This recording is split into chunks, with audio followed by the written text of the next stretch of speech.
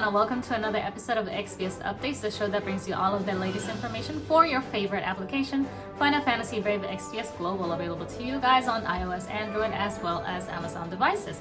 I am your spooky host, Shaly, and it's just me here today, but I'm excited because Halloween is upon us, my favorite holiday of the entire year, and of course we have all of the deets on what units you can expect this time around for 2021, as well as some other fun stuff such as the next Clash of Wills that is coming up real soon. So without further ado, let's just jump into it.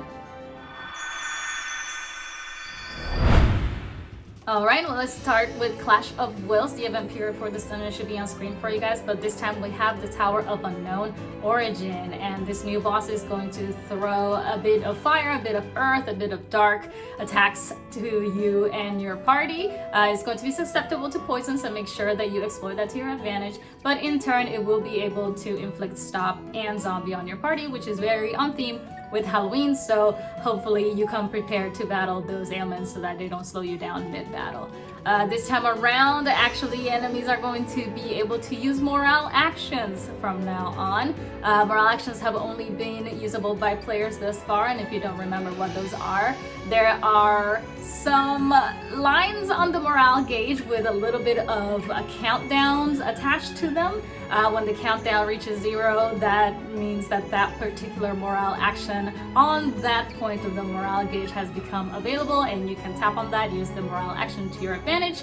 It doesn't cost you a turn, it doesn't take, the action of any of the units in your party. It's just an extra something to help you through the battle. Those are what morale actions are. So those have been helping you guys for a while. Now it's going to be also helping the enemies. So they're going to be able to throw extra stuff your way. Make sure that you come well prepared in order to battle them to the end. I think it's going to be fun because it adds a little bit of an extra challenge, but you guys will let me know soon enough.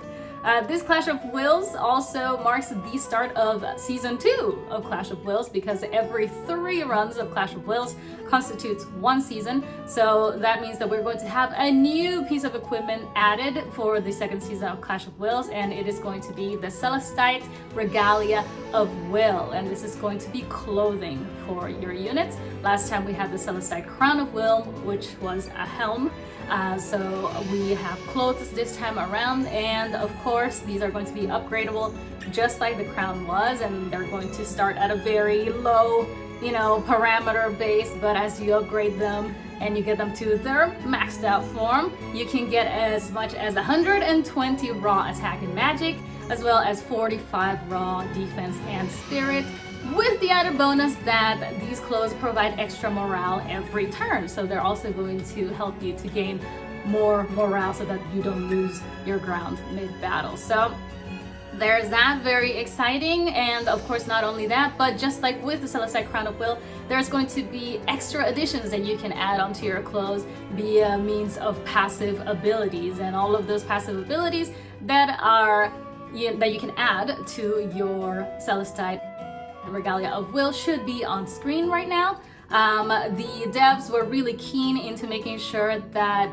everyone had a chance to add that boost to the chain cap to the Regalia as well. So the Magister's Tenet is going to be made available for the Regalia this time around as well. That means that both the Celestite Crown of Will and the Celestite Regalia of Will have the options to increase chain cap for you guys, but the drawback to this is that this particular passive ability will not be stackable.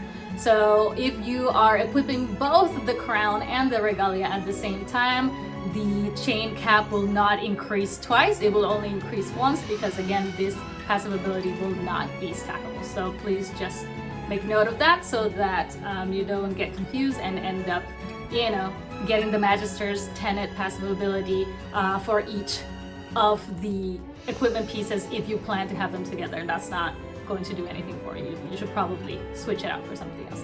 Alright, so, and lastly here, the exchange shop for the new Clash of Wills season is going to feature new currency, which is going to be the Oblixus Drop Frost.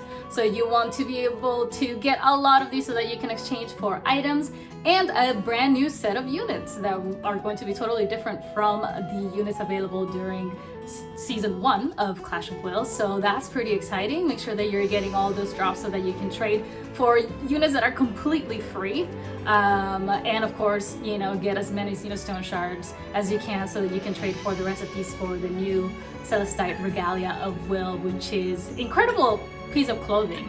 I've never seen that much attack and magic on a piece of clothing before, so do not miss out on getting a chance to get that equipment, and hope you guys are ready for this brand new season to start.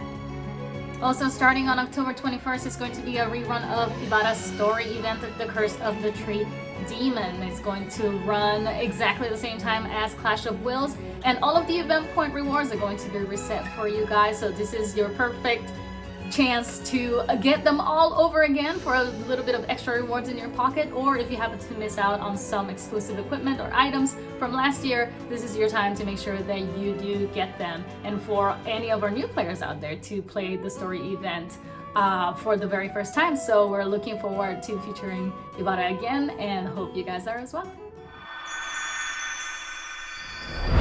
Alright, and now it's time to introduce the newest unit joining us in October. It is going to be Oliveira.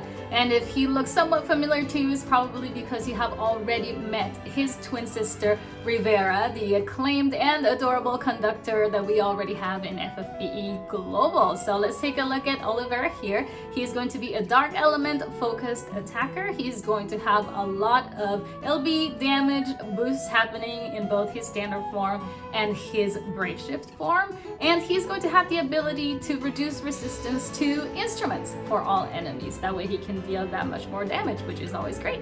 If you manage to get him all the way to EX +3, which I know takes a lot of resources, he is going to be able to benefit from a very big boost to his raw magic stats in his standard form, and in his Brave Shift form, a raw boost to his MP. So look forward to that if you ever get that high up there. Now in his standard form, he is going to be an LB focused magic attacker, and he's going to have LB with morale scaling damage, which deals a lot of hurt in the world of Clash of Wills.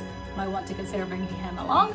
And in his Brave Shift form, he is going to have a tag team attack available to him. He's also going to be able to deal MP scaling magic damage, and he's also going to enable dark morale scaling magic damage to one ally, allowing that ally to inflict dark magic damage that is morale scaling alongside Oliveira, which is always fun to see when, you know, one unit can grant another unit a separate ability that is not usually in their toolkit, right?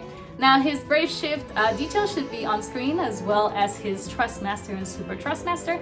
I think his Fabled Violin is really cool because we don't often see many powerful instruments nowadays in FFBE, so you know, it's a nice change of pace. But onto his featured abilities. In his standard form, he's going to have Inspiring Finale, which is a cooldown ability that you can use once every 5 turns. And this is going to boost magic for caster, reduce dark resistance and resistance to instruments for all enemies, and boost dark damage of LB abilities and magic for all allies. And in his Brave Shift form, we have Symphonic Harmony, which is the tag team attack that I mentioned earlier. This is going to deal dark magic damage to one enemy with boosted damage based on remaining MP. And this is the MP scaling part that I was explaining earlier. This is going to be in Bolting Strike chain frames, so, you know, as always, plan accordingly. Make sure that you bring units that will pair well with Oliveira in battle. Now onto his vision card. This is called Practice Session, and it is just a really adorable moment between Oliveira and his twin sister Rivera having a little practice session at home. Very cute animation. This is a level 1 to 10 type of vision card, and at level 10 you're going to get MP plus 300 and magic plus 110. These are raw parameter stats. As always, the unlockable ability should also be on screen, and the last one on level 10 is restricted to only FFBE units, so please do take note. But I'm very excited to see the adorable Oliveira joining us in FFBE Global, and hope that you guys are looking forward to his arrival. Okay, and now that we have introduced Olivera, we are going to reintroduce Rivera to you guys because she is getting a revamp. There's a lot of things that are being updated for Rivera to make her that much more relevant to the current meta, and all of the details of that should be on screen for you guys, so please do look forward to it if you have her, and if you don't, maybe it's a good time to get her on your team.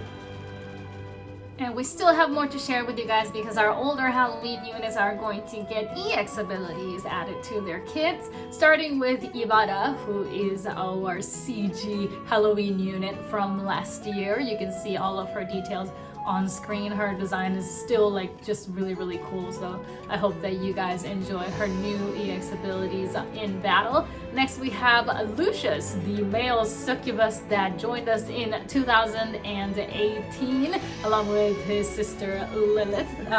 He is going to be getting EX abilities as well. They should be on screen for you guys. Make sure to check them out. And last but certainly not least, probably the most beloved Halloween unit of all time, Grim Lord Sakura, who was first released in 2017, is going to be getting EX abilities as well, and she has been pretty steadily relevant throughout all the time that she has been in FFBE Global, so I'm really hoping that these EX skills that are being added here really make you guys want to have her in your party once again.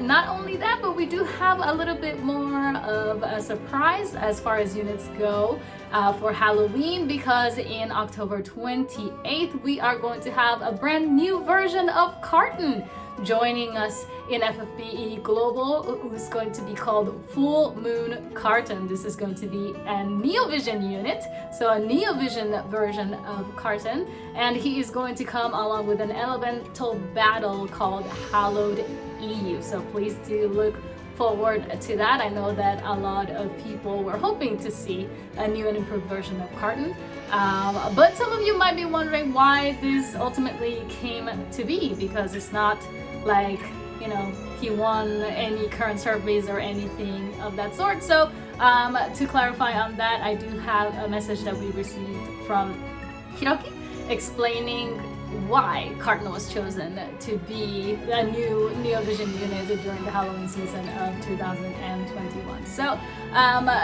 during the 5th anniversary, we actually had a unit popularity poll, and the winner of that poll was actually Roberta. So Roberta is due for a reskin. We have not forgotten about her. She is definitely going to get the Neovision treatment, and it is coming around.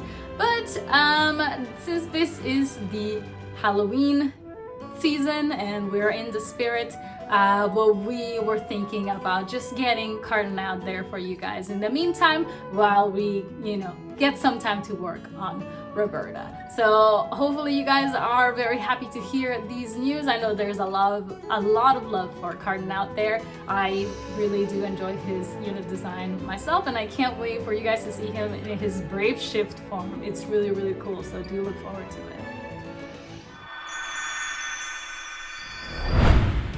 Okay, now let's talk about the login bonuses and campaigns for the month of October. Starting on the 21st, we are going to have the Jumpin' Jack-o'-lanterns login bonus. And as always, if you log in every day, you're going to get a lot of lovely rewards, including the ones probably listed on screen somewhere. But within this login bonus, you can get the amazing rare pumpkin tickets. And these tickets, every time that you summon, you're going to get a 5-star or Neovision Halloween unit guaranteed. So this pool is really small in terms of rarity and the type of unit, because it's 5 stars only, Neovisions only, and Halloween units only. It's those 3 stipulations. So if you haven't completed your Halloween collection, now is the time. Make sure you don't miss out on these tickets. I know I'm looking forward to them greatly, so do pay attention to when the campaign is running, okay? Now for Season 4 Countdown Special Quest Part 2, we have that also starting on the 21st of October, and these are a new set of challenges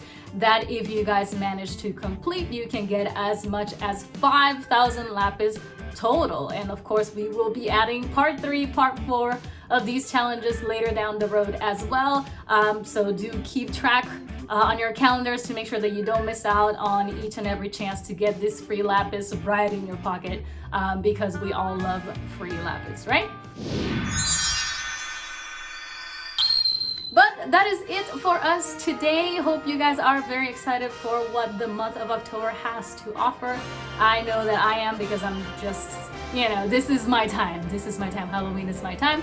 And I'm very excited for Oliveira and all the EX abilities that are being given to the older Halloween units, as well as Rivera's revamp and Carton's reskin that I can't wait for you guys to see. So make sure that you play Clash of Wills and enjoy all things spooky in the month of spooktacular happiness that is October. Happy Halloween to you all, and see you on the next one. Bye!